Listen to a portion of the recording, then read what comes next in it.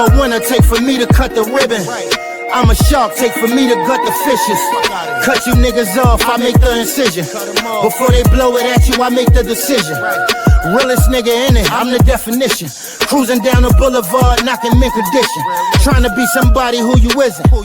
Asking for it, I'ma grant you niggas wishes. Rooting for me, you can hear it from the benches. Let my niggas eat, and I'll do the dishes. Counting up the bread, get it right. Put some money on his head, get it right. Before I make you niggas bet. What up? Now tuned in to the 50-50 Felipe Show, and I'm your host, Felipe, man. What time for that? What's good? I want to welcome you all to my show. I appreciate you tuning in, man. All I ask right now is for you to like, subscribe, and share. You know what I'm saying? Comment. It don't matter. Word. And I'm going to pop off on your favorite hater because we all got haters, whether it's your mother, your brother, your sister, your uncle, your religious brother, your religious sister, your religious father, mother. Somebody always hating on the game. It's a lot of that going around. And if you feel that way about it, man, hit the subscribe button, man. Hit the like button. I'm going to pop off on the hater for you because you can't do it because you too close to that person, but I ain't. I'm popping off on haters this whole year, man. But, yo, this episode is brought to you by Tasty Soul Food Platters. This episode is also brought to you by Brickface Clothing. You already knew that, though. You already knew that. If you've been vibing with me, you already knew that. You know what I'm saying?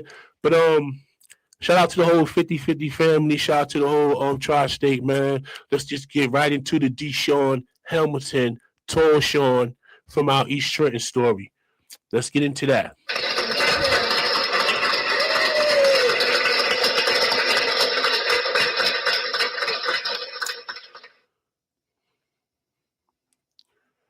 Before we go any further, man, let's give a rest in peace to DESHAWN Hamilton, man. Let's give a moment of silence to my nigga, man.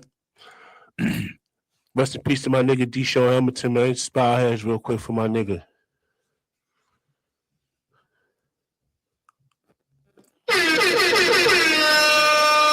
All right, let's get right to it, man. My nigga Sean, man. East Trenton, man. I met Sean a long time ago. I met Sean when I first moved around. Everybody was like, "Yo, you gotta meet Sean." Everybody was like, "You gotta meet Sean. You gotta meet Sean." You ain't seen Sean yet. Bones, you ain't seen Sean yet. Everybody asking me. And I finally saw Sean. They always tell me, like, he tall just like you. Yo, when I seen that nigga, he was super tall, man. Giant, man. Elementary school. Dig me? Sean, man. Tall Sean. You dig? We automatically late. Boom. You know, the height was there. He was everything I was. I was everything he was. You know what I'm saying? Man, we're going to fast forward a lot of the story, but we're going to get right into it, though.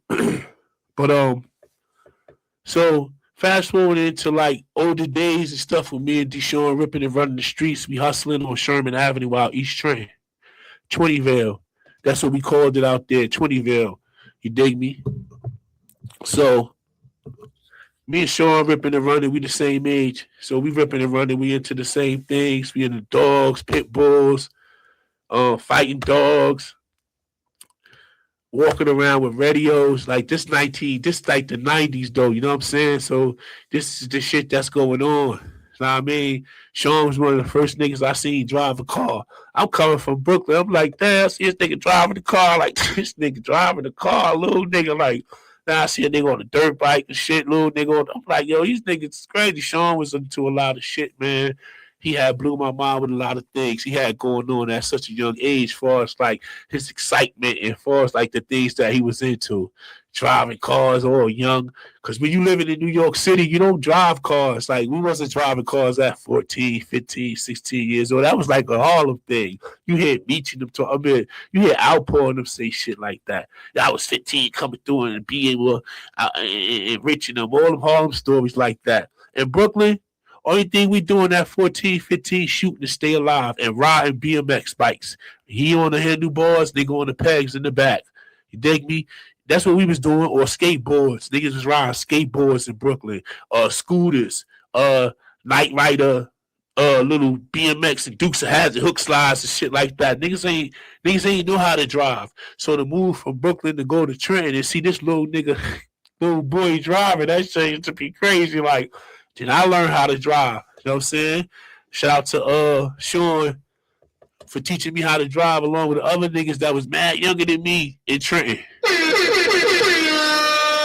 Driving cars. So me and Sean, fast forward, we chilling. We fucking fighting dogs and shit like that in the 90s and shit. We all in the like bloodlines of dogs. You know what I'm saying? He schooling me on dogs like, yo, this a cowboy, shorty, this a such a blood. I ain't know nothing about that. All I knew, if I saw a pit bull in Brooklyn, they was fighting dogs. And that's what I knew. That's all I knew. I ain't know no blood. And niggas used to keep fighting dogs on my building and my projects. And inside, like, how little apartments inside my projects and shit. And then when they came out, they was fighting. Every time I saw a nigga walk by me with a dog in Brooklyn, it was in conditioning weight, or was it coming back bloody? Like, I ain't never see nobody walk I ain't never see nothing. So time was, I ain't know nothing. I'm young, so moving to Trenton, Sean introduced me to that shit too. He introduced me to like the fighting dogs and shit, the names of them. Like I said, we had them in New York, but I just knew Red Nose. That's all I knew. You know what I'm saying? Sean gave me that side of the game and shit like that. We were just born. So boom. Fast forward and shit. Me and Sean do mad shit, man. Tall niggas. You know what I'm saying? We love cars. He loved cars. I loved cars. You dig me? Like, we in the fashion. He in the fashion. We doing it. You dig me? Tall niggas, man. Let me see. All right. Let's get right into the meat and potato of the thing. Turn your pages to 1996, class.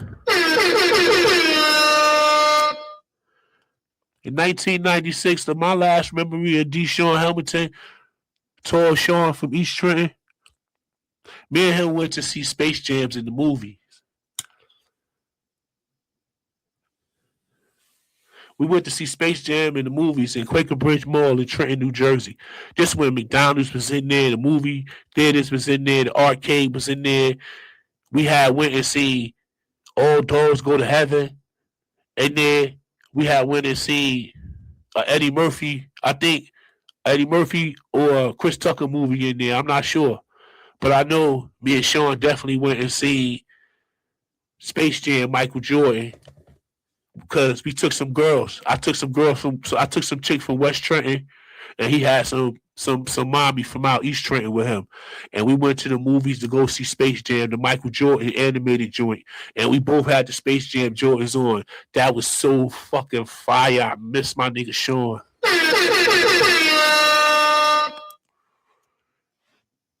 Word to mother. I miss my nigga Sean. Tall niggas. He got the red and black ones on. I got the red and black ones on. Michael Jordan had them on in the movie and shit. Space Jam. Michael Jordan moving around that motherfucker with the Space Jam Jordans off. Word to mother. That shit was lit, man. You couldn't fuck with us, man. Rest in peace to my nigga Sean, man. Word to mother. So then, look, right? Now you fast forward and shit. That's what I remember. Then I remember nigga from out the section sold me a 1996. No. Yup. No. A nigga from out the section sold me a 1995 Lexus with some 20s on it in 1996. He sold it to me. It was a hot car. I knew it. I'm wild back then. Shit still had VA plates on it. I'm wild back then. This ain't Just like when you knew what time the police was getting on, you could maneuver around them. You could do the stupidest shit back then and get away with it. Now you can't get away with nothing. Like, you know what I mean? You know how long you could drive a stolen car back in the days and the police. You could go through college in a stolen car back in the day. Like, bitch, how you got back and forth through college? My grandmother died. I ain't take the plates off or the registrations. I just fucking kept it moving. I ain't know what to do. I just had to get to school. That's all I know. And then that's how life was. That's how life was. Now you can't go 7 blocks without the police. Oh, you ain't got no registrations? Like, what the fuck? Life is different. Rest in peace to my nigga Sean. So, boom. It was a hot car. I knew it. And so I bought it. I wanted that bitch. Was big as hell. It was a legend. 9.5 legend. Big boy shit. And 9.6. We ride, me and Sean driving around. I rented it off for him and shit. Eventually bought it because I didn't want to give it back. He like, give me 180. Gave 180. He like, give me 4 grams. I give him 4 grams. He like, give me this. I give him that. He like, give me some. I mean, we just having this car. Sean helping me pay for the car and shit. We go to Space Jams, movie and shit like that. We driving around Trenton. The shit ain't got no grill in the front, but it's the biggest car on the road other than, I think the nigga June, rest in peace, from Passaic Street had his at the time, the cherry red shit. I think June from Passaic Street had his at the time. If not, I think he got his because he seen ours. I'm telling you, we had that shit. Niggas from VA. I don't know how it ended up in Trenton, but nigga from the section was like, yo, Bones, you went to God. I'm like, yeah, let me get that. Me and Sean sneaking around driving it. We go to Philly, Allegheny. Sean like, bitch, I'll push it to Philly. I'm like, word? He like, hell yeah, bitch. We mashed that bitch to Philly. We ain't, because you know, ain't no toll. I mean, it's tolls, but ain't no easy pass. None of that shit. We flushing. We ain't worried about nothing. We just flushing. Like, in this car, we don't know who car it is. We don't know how it got. We just know it had Virginia plates on it. The bitch was big boy with some 20s on it. And we riding around listening to Jay-Z, Can't Knock the Hustle.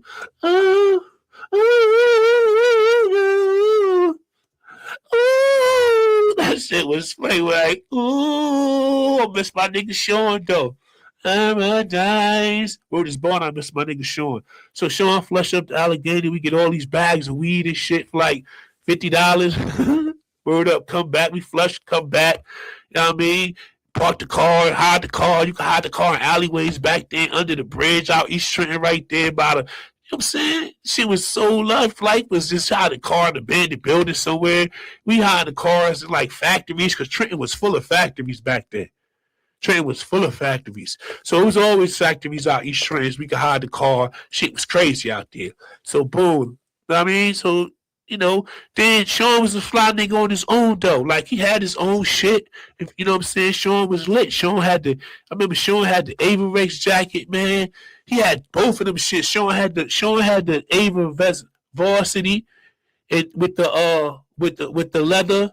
No, with the varsity cloth chest and the leather arms. Sean had that. I remember. And then Sean had the big chief head, Averex, with the chief on the side. I only got the chest right here. I had the same one he had. That was like 350, 250, something like that. But Sean stepped it up and had got the 550, 600. My boy was getting big out there. 9.6 coming off the porch. He had the 9.5 Air Maxes. Them shits y'all wearing right now. Sean had them shits already, man. What you talking about, nigga? Them shits y'all breaking y'all neck to go get right now. My nigga Tall Sean from East Trenton had those already back in 1995. Word to mother. I ain't telling y'all nothing that ain't right. Anything I'm telling you right now, yo, somebody right here in the guard. It's the truth, man. Ain't no reason to lie. Ain't no reason to big my boy up or myself. Because I'm speaking on somebody that's resting in peace. And when I do that, I make sure I speak the truth. I don't put no extra honey mustard on it. No extra adorable or Zogi's seasoning. Shout out to Zogi's too. Zogi's was looking super big in Atlantic City, but that's another show. But look, right? So boom.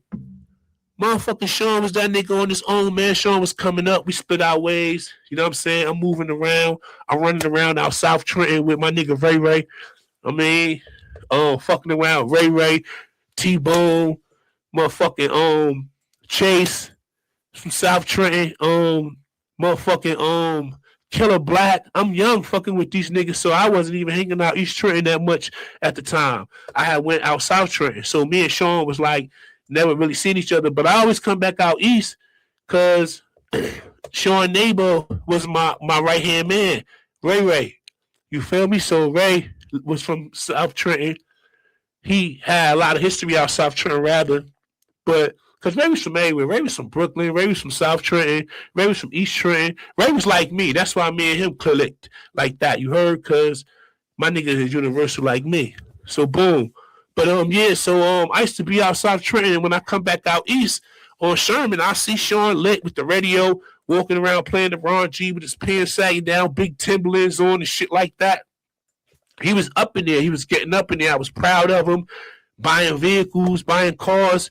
You know what I'm saying? Sean had the little IROC. He had a Z. Sean had all types of shit, dirt bikes. This nigga was up, man. He was doing this thing. He was like one of the ones out of a lot of us at the times that started like kind of like getting more into his business. You dig me? It was like he was like kind of like the motivation for some of us. He was getting to his business. You know what I'm saying? Like, because life was so full of fun. It wasn't like right now, these days, it's really all you could do is get into your business, make money. There's no fun. But back then, we talking about the 90s. Like, getting money was cool. Yeah, but it was just so much to do back in the 90s. It was like, you could get money by mistake on Sherman Avenue. I could be just there kicking the breeze with a motherfucker, just chilling on their porch. You know what I mean? Trying to get some pussy, just kicking the Woody Bobo and 85 cells riding by me. You know what I mean? And I don't even be from there. It's just you there and it's happening like that. So even if that wasn't like your main focus, it was just so easy to get money. You could get money by running a cell. You know how many times I bent the corner, see the white man sitting there and be like, I knew what he wanted. White man sitting, I go run up to one of the niggas in the hood I knew was doing something. I asked the white man, what you got? You waiting on somebody? Oh, now I'm trying to get a 200 piece. All right, hold on. And I run up the street. Yo, such and such said he got 80. Give me an 80. I'll go get the 80, give him the 80, keep 120. Get a sale to the white man the 80. I'll keep 120 and go get the 80 to the my boy. Now I'm up up. Now I done climbed the ladder to success, escalator style. Word to mother. I done climbed the ladder to success. Once I learned that, it was on like popcorn. You dig me? So, and we talking about, you know what I'm saying, you getting 5 grams for the 100 back then sometimes. I mean, it was crazy, different weight, different dollar amount. It was always ups and downs. Sean was always talking to me like, yo, you from New York, man. Let's go to New York. I want to go to New York. Let's go grab. He wanted to do all that shit. He was always getting there. Boom. Turn your pages to 1997. Let's get right with it. In 1997, I'm incarcerated. Always me. Always me. I'm incarcerated in 1997. So I call. No. I'm incarcerated in 1997. An officer in there, a female officer who passed away herself, Miss George. Miss George was in there, and I ain't seen Miss George like that one day. Or I think she left work early or something like that. But however it was, Miss George was related to Sean, right? And so she had made it her business to come over there and on the side I was living at, because she knew when she come out East Trenton, she always see me with Sean. You couldn't not see. If you ain't see me with him, you see me first because I'm super tall. Or you saw Sean down the street, he's super tall. It is what it ain't. So boom. So, and she told me, and I was like, what? And she was like, yeah, you ain't call out the way? I'm like, nah. Like, I'm I'm in the county jail. Of course, I'm calling out the way, but we talking about a young nigga. We young, like jail was. I mean, calling the phone was cool. It really was, because back then, and it wasn't so much of an urgent, because it could happen anytime. Because back then, you could break the blocks. It wasn't all these like hotlines and these apps. You got to call one like that. You pick up the payphone and you keep pushing that motherfucker like this. You keep pushing that motherfucker like that. And that shit go boom, and you go right through. Hello? They be like, how you get through? Don't worry about it. I told you I got people in high places. You better not have that nigga over there, because somebody gonna tell me. But yo, so Miss George told me my nigga had passed away. I call out there. And I call Angie. Angie is his next door neighbor. Which is Ray Ray's baby mother. And that's like, that child is my goddaughter. Like, true. Their child is my goddaughter. So, they living together at the time and showing their neighbor. You dig me? So, shit crazy, man. Shit really crazy. So I call Angie. She's like, yeah, it's true. She's like, I'm just so hurt right now. I don't know what to say, man. I don't know what to do. I'm just so hurt right now. I don't know. And then she said, hey, like, what happened? Then I seen the newspaper article. Miss George made sure she gave it to me. And I seen it. And when I read it, I saw who was the suspect. The suspect was a friend of ours by the name of Juan. Now, this story is deep, but this story is all facts. I had the opportunity to speak with Juan while incarcerated, because, of course, he came through there for that situation, and I was in there. So whatever I'm speaking about is what Juan specifically told me out of his mouth. Me and Juan have a friendship. I haven't seen Juan in years. Every time I see Juan, there's always love. Every time I see Juan, there's always love. Remind you, we all friends in this scenario right here. This ain't no around the way bullshit. This just says we all friends. But we're going to get into it. So I'm not here saying what Juan didn't tell me or what Juan told me. I'm going to tell you exactly. I remember. This is a friend of ours who was killed by a friend of ours. I'm talking to the person who killed him. You dig me? So I'm in the jail, and I read the newspaper. I see it was Juan. I'm like, damn. I'm like, I was fucked up, because Angie didn't tell me who did it on the phone. She never told me. And when I read the paper, I'm like, damn, I know that name. I'm like, I know that name. And I'm like, I know that age. Let me call out there. Broke the block again. You got to keep pressing the pound button real fast. And then they go through, please, you have to collect calls. Like, how you get through? Don't worry about it. Just know I got people, places, and high places. I hope that nigga ain't over there. Right? Dude, they said it was Juan. Yeah. Like, damn, what the fuck happened? I'm in my room in my bed, fucked up. Like, Juan killed Sean. Juan, I'm saying like Juan. I'm saying like Juan killed Sean. How?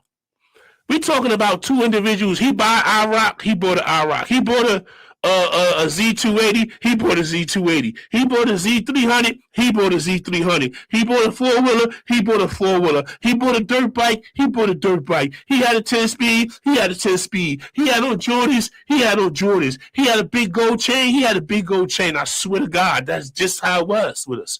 But with them specifically, per se, because Juan and Dave were closer. Juan, Dave, and Sean were all closer together. They brought me in, of course, because I'm coming from Brooklyn. I ain't grow up with them per se, but I grew up with them. Like, it It's still the sandbox because we still were young. But of course, they knew them first because I wasn't living around there. But once I came around, they pulled me in. So that was like a brotherhood right there amongst us four. And we was just clicking up. We was just getting it right. Me and Dave got into a situation with the law, and he got away. Then I got into some situation on my own with the jail, and this when Juan kills Sean. So, at the end of the day, I'm in there just fucked up on my bed, like, damn, how does that happen? I'm putting scenarios like, I wonder what it could be. But in the newspaper, it said over a traffic ticket. I just didn't believe that. I couldn't believe it. I couldn't wrap my mind around it like how I wrapped a motherfucking blunt around a bud of some good ass weed. I could not do it. It's like, you know how you got the sticks inside the blunt and you trying just poking holes in it? That's what's going on in my mind. I couldn't wrap this shit the fuck up. The buds was too big up here. Like, I'm telling you, my nigga, like, shit was crazy. I'm like, Ron killed Sean, and it was true over traffic tickets. So I'm going on with my bed. I'm still messed up behind this, but it had happened. But it's going down. People coming in and out, telling me, yeah, let me tell you what happened that night. That shit was wild. Niggas telling me. I'm calling niggas visiting me. Bebe came and visited me and told me what happened. Rest in peace to Bebe. Dre came and visited me and told me what happened. And my mom came and visited me and told me what happened. So, and the girl I was dealing with at the time named Sharonda, rest in peace to her too, she came and told me what happened. And I used to call her, she used to tell me what happened. And then as months go by, Juan is incarcerated for it. So then he gets out, he posts bails, he copped a high-powered lawyer, real powerful lawyer. Paid them bands for her to represent him for the murder case for killing his friend. So now he bails out, then he's out. They put the house up or whatever. He put the money up. Juan skates. Everybody in the building said, Juan was in here, he left, he post bail, he gone. I said, damn, he did that.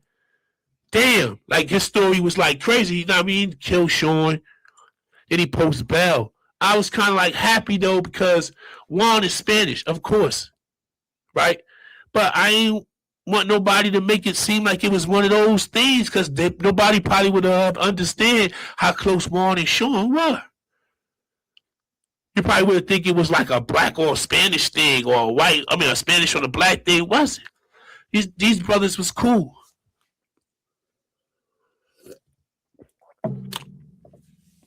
So boom.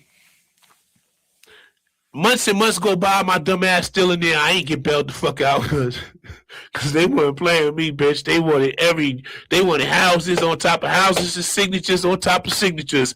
They weren't playing with me because they like this nigga straight from New York City.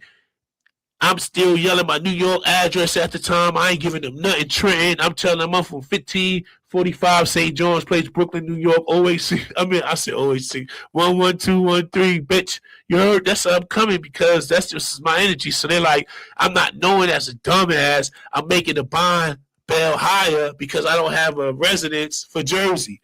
I'm just spitting some Brooklyn shit trying to be cool and bitch. But it was true though. It's where I'm from. It's what the fuck it is. You know what I mean? I ain't even want to be like, I ain't know that. If I'd have knew that, because I ain't want Mel to like go to my mother's house in Jersey, so I would never get him that address. But if I would have gave them like the Jersey address, I'm sure my bail would never been high like 180,000, 250,000, 272,000. Them the shits I was getting. I had a $50,000 bail one time I posted. I had a $75,000 bail one time I posted. I had a $150,000 bill I posted. I had a $200,000 bill I posted. We all know 10% comes with all of that. That's just real deal Holyfield. So back to my nigga Sean, rest in peace, and Juan killing him. So now I see Juan because now it's time to turn in. All the running around And he's like, he supposed to turn in next week. When he come through there, we're going to do this to him. We're going to do this to him. We're going to do that to him. When he come through there, niggas down the light, niggas up the light, niggas that, third. He came in. He was over there on the unit with maximum security because he had a murder charge. So when he copped out to the charge and took the 10 years for the 85, I believe, well, there, he got moved to a low level, which where I was. So when he come over there with me, voila, let's talk. And he sat down on the floor. We ate and shit. We ate some chips, candy bars. We fucking sitting there. We talking and shit. And he told me, man, he cried and everything. He told me, like, bro, that shit wasn't supposed to be like that. That wasn't supposed to be like that. Like, we was drinking. Niggas made phone calls like, yo, Colo, come on, Dickinson. The party left from Sherman and Dickinson, he told me.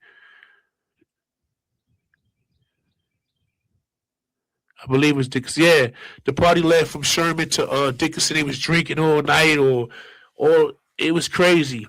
I know drinking was involved, and they went down there, and he told me like someone, one of our friends passed him the 45 while Sean was out there, and he was questioning Sean over traffic tickets.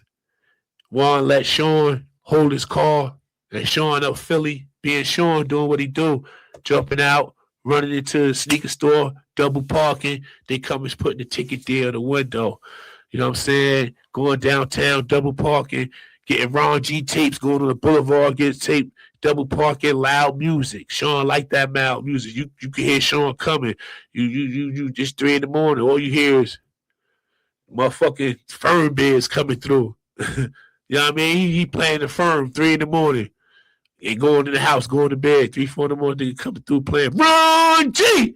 Like, this nigga, he crazy. Like, my nigga was different, and that's what he was. So, speeding tickets and shit like that. You know what I'm saying? He ain't, he gonna pay it, but he ain't saying nothing to Juan about the tickets, and then Juan get pulled over, and I think he has something in his car, or he has something on him, and Sean ain't telling him he was getting these tickets. So, Juan is just kind of like a little bit upset. I understand that. I know that feeling. You know what I'm saying? You ain't telling me this and you ain't telling me that. And why you ain't telling me you got tickets in this name and that? You know what I'm saying? You've been speeding over here. I'm getting pulled over. I got all this on me and that on me, allegedly. So that's what he's telling me. And then, he said they went on Dickinson and somebody passed him the 45. You know what I mean? Just to scare him. It wasn't to really kill him. It was like scare him, give me my money, nigga. You out here making money, pay me my shit type shit. And Juan told me he was pounding the 45 on Sean's chest talking to him. He was pounding the 45 on Sean's chest talking to him. And the gun went off.